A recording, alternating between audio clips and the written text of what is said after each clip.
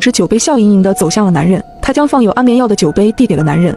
男人将红酒一饮而尽，然后就要对女人动手动脚，女人却以先洗澡为由走进了卫生间。男人只好无奈地玩起了手机。不一会儿，我就看见他接二连三地打起了哈欠。我打开了卫生间的门，女人只是将水放着，贴在门口听着外面的动静。大概10分钟之后，男人终于睡着。女人走出卫生间，双眼死死地盯着床上的男人，目光冰冷，像一道充斥着杀气的寒光。1年后的今晚，在不到1个小时的时间里，这个女人一连嘎了2个人，最毒妇人心。这话简直一点没错。女人将男人的左手掰开，然后取下了男人手指上的一枚钻戒，然后走出房间。在楼道的转角处，女人重新换上了那身黑色的大衣，绕过几个监控盲区，在一个不起眼的垃圾堆前，她扔掉了她的大衣和包。在不远处的一个路口，她坐上了一辆出租车，很快消失在街道的尽头。我本想继续跟上去的，只可惜我没女人运气好，我在路口等了很久也没等来一辆出租车。再次回到家，已经是1个小时之后，我缓缓地走进了屋子，用左眼死死地盯着我的床。被子里的我应该已经凉透了吧？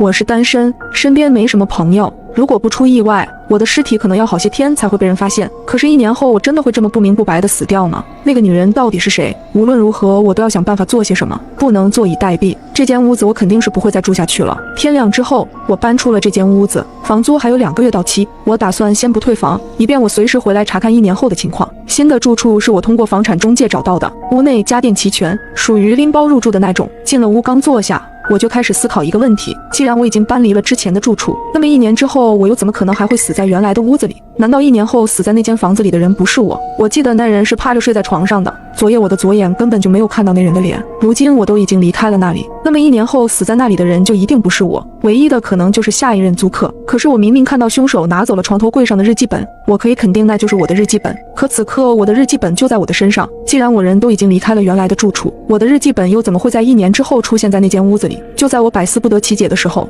我忽然接到了我一哥们儿张三的电话。听说你不住原来那地儿了？是的，我已经搬出去了。可我记得房租还没到期吧？就这么走了不是浪费吗？那屋子我住不惯，反正也就多交了2个月房租，浪费就浪费吧。既然这样，那还不如便宜了我正愁没地儿住呢，我明早就搬过去，也好省2个月房租。那屋子邪乎得很，你搬过去要出事的。